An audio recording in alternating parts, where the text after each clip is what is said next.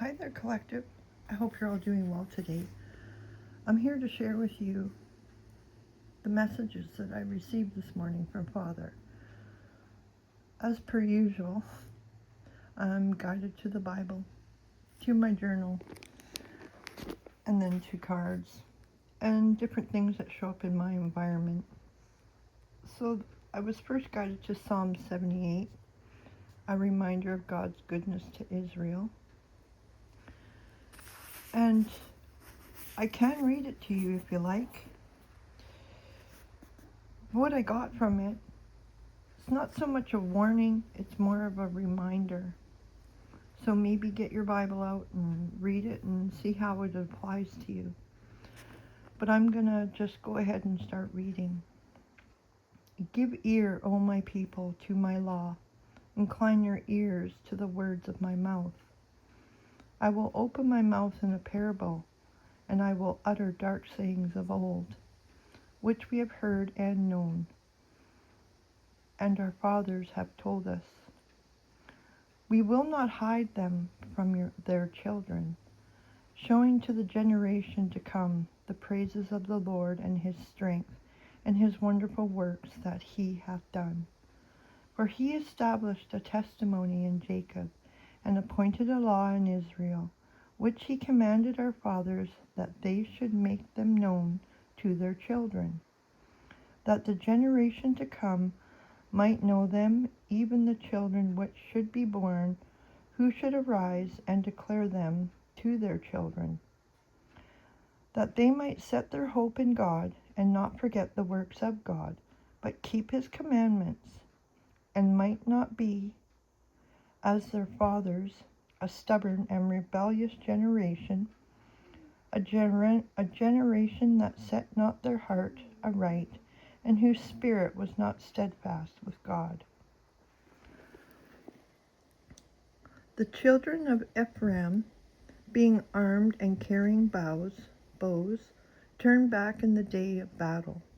They kept not the covenant of God, and refused to walk in his law, and forgave his works and his wonders that he had showed them. Marvelous things did he in the sight of their fathers in the land of Egypt, in the field of Zoan. He divided the sea and caused them to pass through, and he made the waters to stand as a heap. In the daytime also he led them with a cloud, and all the night with a light of fire. He clave the rocks in the wilderness, and gave them drink out of the great depths.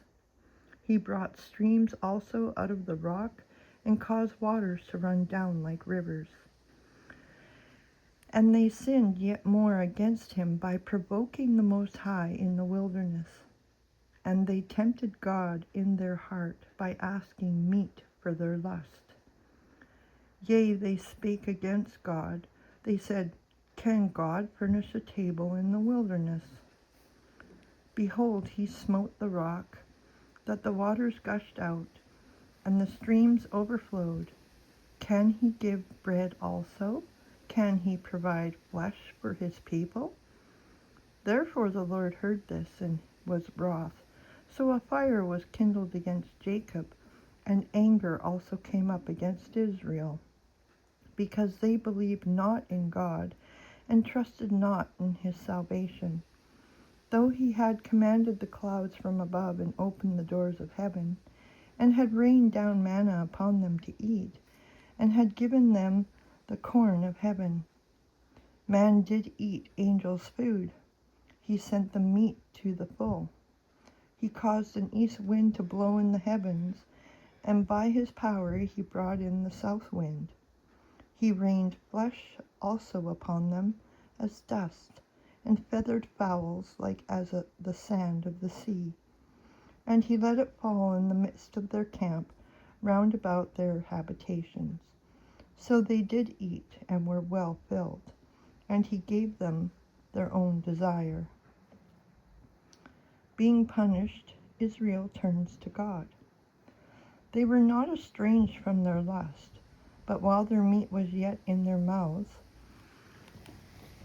the wrath of God came upon them, and slew the fattest of them, and smote down the chosen men of Israel. For all this they sinned still, and believed not for his wondrous works.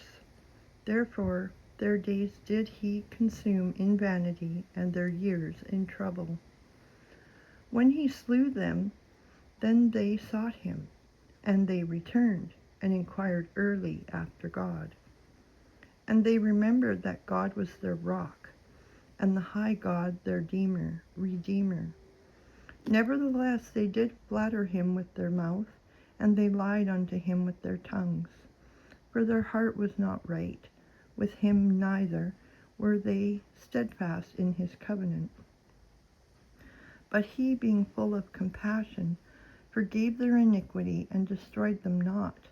Yea, many a time turned he his anger away, and did not stir up all his wrath. For he remembered that they were but flesh, a wind that passes away and cometh not again. How oft did they provoke him in the wilderness, and grieve him in the desert? Yea, they turned back and tempted God, and limited the Holy One of Israel. Israel forgets God's goodness. They remembered not his hand, nor the day when he delivered them from the enemy, how he had wrought his signs in Egypt, and his wonders in the field of Zoan, and had turned their rivers into blood, and their floods that they could not drink.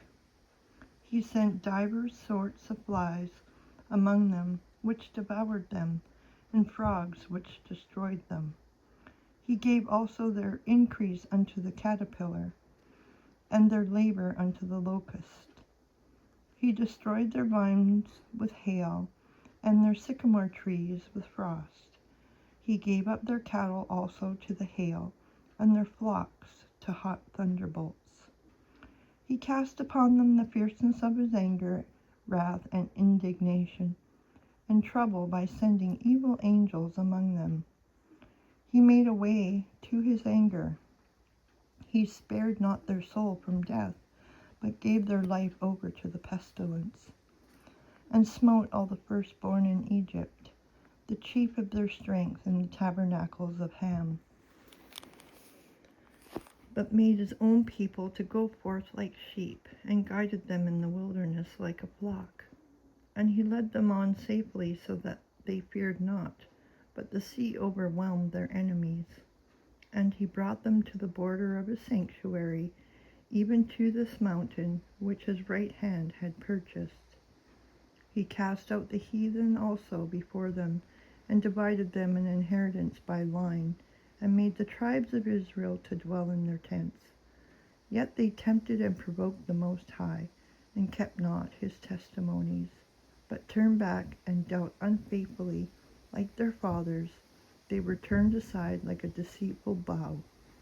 For they provoked him to anger with their high places, and moved him to jealousy with their graven images. God punishes his chosen. When God heard this, he was wroth and greatly abhorred Israel, so that he forsook the tabernacle of Shiloh, the tent which he placed among men, and delivered his strength into captivity, and his glory into the enemy's hand. He gave his people over also unto the sword, and was wroth with his inheritance. The fire consumed their young men, and their maidens were not given to marriage. God delivers his chosen. Their priests fell by the sword, and their widows made no lamentation. Then the Lord awaked as one out of sleep, and like a mighty man that shouteth by reason of wine. And he smote his enemies in the hinder parts. He put them to a perpetual reproach. Moreover, he refused the tabernacle of Joseph, and chose not the tribe of Ephraim, but chose the tribe of Judah, the Mount Zion which he loved. And he built a sanctuary like high palaces, like the earth which he hath established forever. He chose David also his servant, and took him from the sheepfolds, from following the ewes, great with young, he brought him to feed Jacob his people and Israel his inheritance. So he fed them according to the integrity of his heart and guided them by the skillfulness of his hands. So what I got from this scripture, this psalm, is how many times have we tested God and asked him to prove his existence to us? And how many times have we been tested by other people, tempted to get angry, to explode, to come out of character? This is something that is really important for us to manage, and I spent a lot of my life reacting out of anger, which they've labeled reactive abuse. But really, it was testing from Father. Father will continually send people to test you, to test your character. And because Father is so strong, and He's more than willing to show us how to be more like Him, it's for our own good. It's not to make ourselves better looking than anybody else or to be higher than anybody else. It's for our own self-control and our own peace and joy. Once we get to that place, it gets easier and easier every day, because people will come in like multitudes, like a flood, and it will be constantly, you'll be dealing with different things.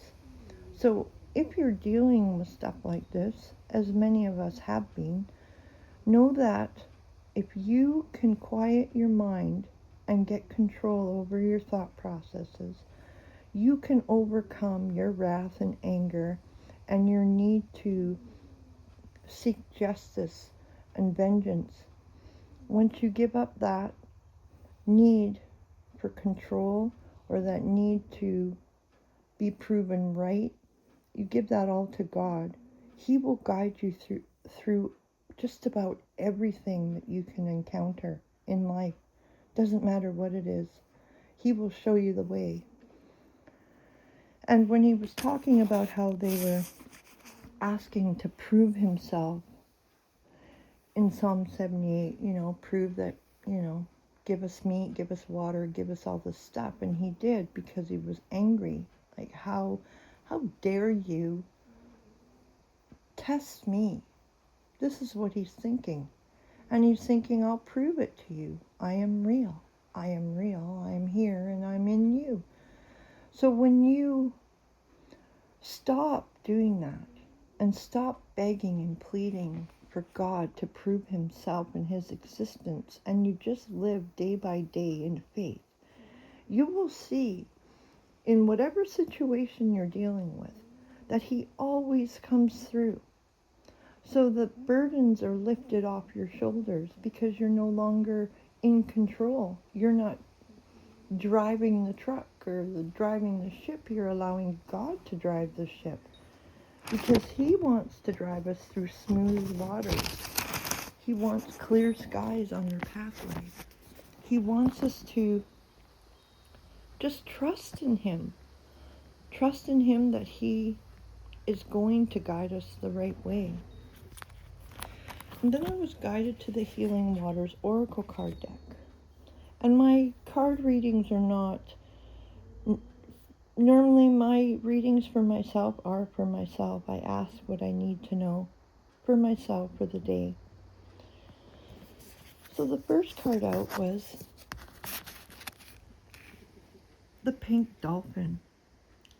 Celebration, fun, unbridled joy, and an open heart. And when I was writing in my journal, I shared with Father, thank you for another day, for the breath of life, for restoration, guidance, protection, and healing. I was guided to Psalm 78, which we just read. I understand, Father, and my faith in you is growing more fruitful. You have my best at heart. How can I be of service to you today? And this is when he guided me to read to you guys in a video form how my morning started. So I know that everything is working out for me. He's restoring my family unit. He's restoring my vessel. He's restoring every day. Every morning, I seem to wake up even more happier and happier. The second card is Let It Rain. So it says allowing what is, inevitability, and trust. Once you get to that faith of 100%, you'll just feel different. I can't explain it so well in so many words that you understand. It's more of an energy frequency. Just knowing that you're safe, knowing you're protected, and knowing that whatever you're dealing with, if you ask and you believe you already have it, it is given to you. So just let it rain. Allow what is. Trust, because it's inevitable. It's all in divine timing. And then I got the water codes. Ancient wisdom, the intelligence is within you. When I was shuffling, I struggle with asking questions. I never really ask the cards for questions. I just shuffle and my emotions, my feelings go through the cards. So you have ancient wisdom. It is inside you. We are all reincarnated from past over ancestors, past elders, past teachers, past loved ones. And if you sit long enough in peace in a quiet space, whatever you're asking for to know about, whatever question you have, it will be answered. You will be answering yourself because your higher self is with you, which is Father. Yeah, Fawn says she agrees. The next card we got was the Water Oracle. Psychic abilities, acting on visions, and it is destined. So, water holds power, and we are mostly made of water. So know that Fawn's giving her 2 cents worth. Hang on, I'll be right back. Fawn is so funny. Here she is. She hates the camera. I don't blame her. I think she senses it. So everything we're dealing with has already been predestined and pre-planned.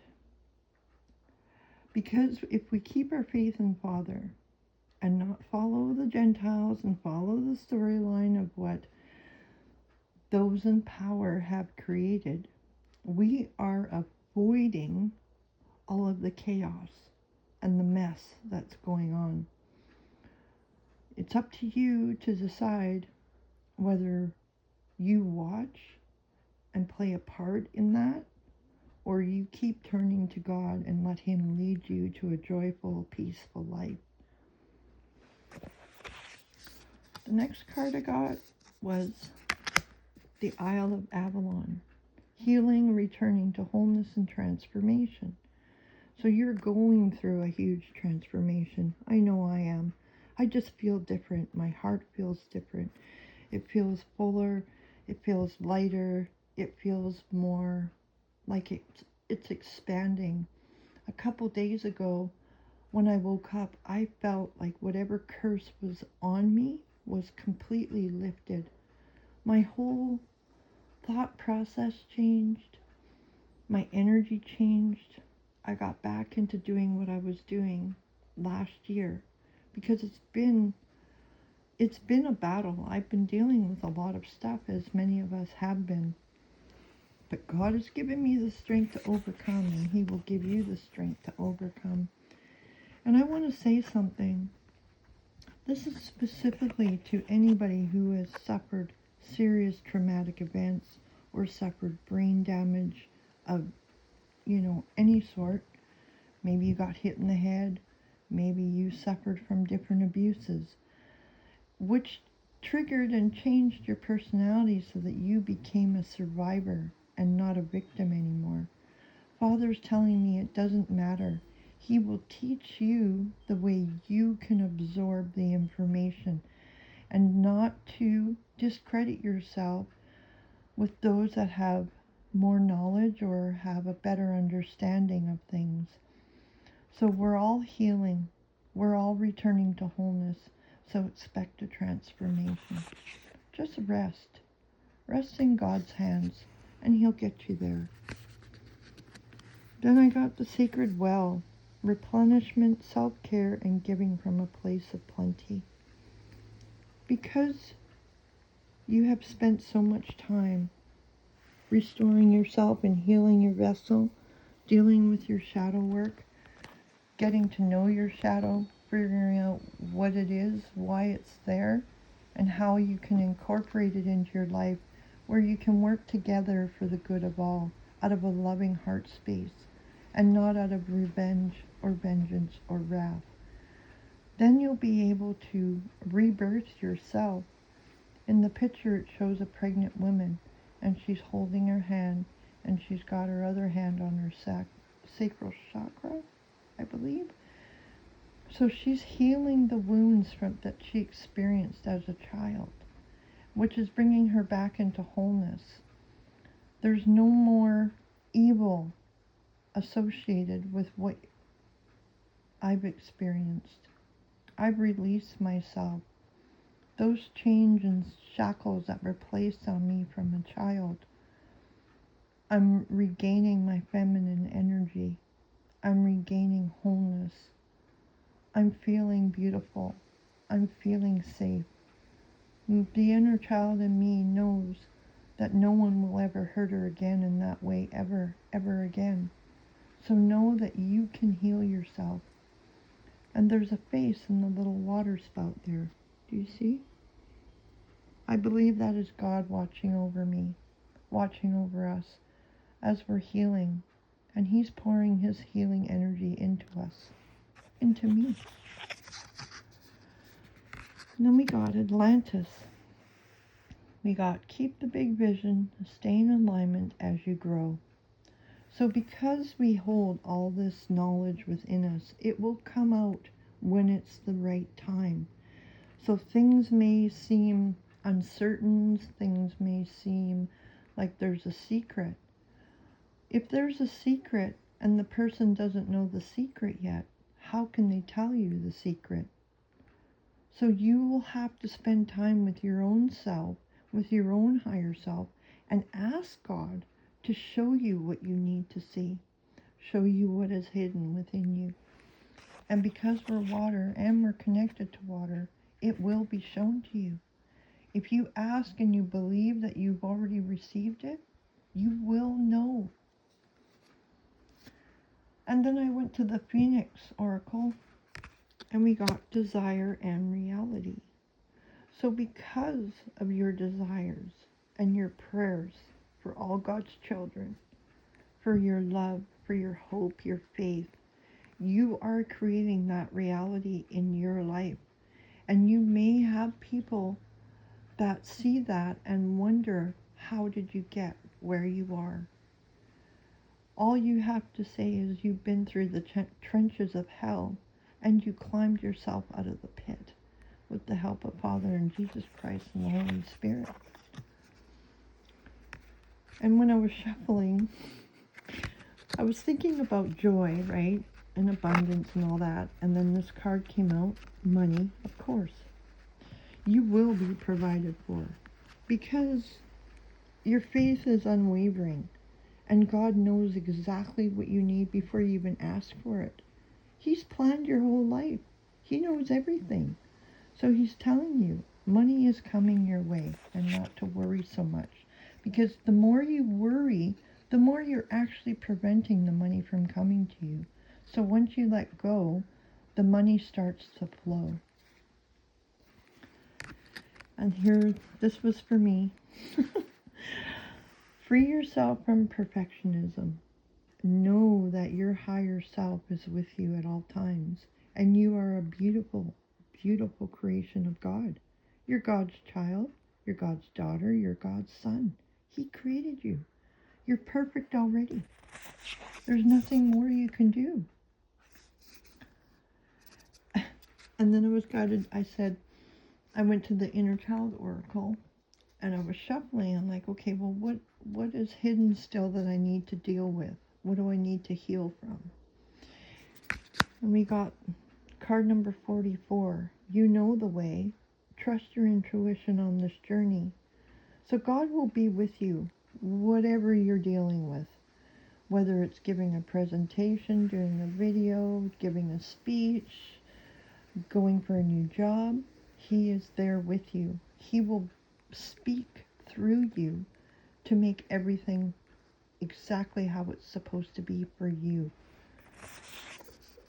And then I went to the Sacred Oracle, and we got the unicorn. Your purity of heart is what's got you to where you are today. Your intentions, your love, your undying adoration of Father has come through day after day, and He feels it. So He's giving you this sign today to keep up your prayers. He hears every single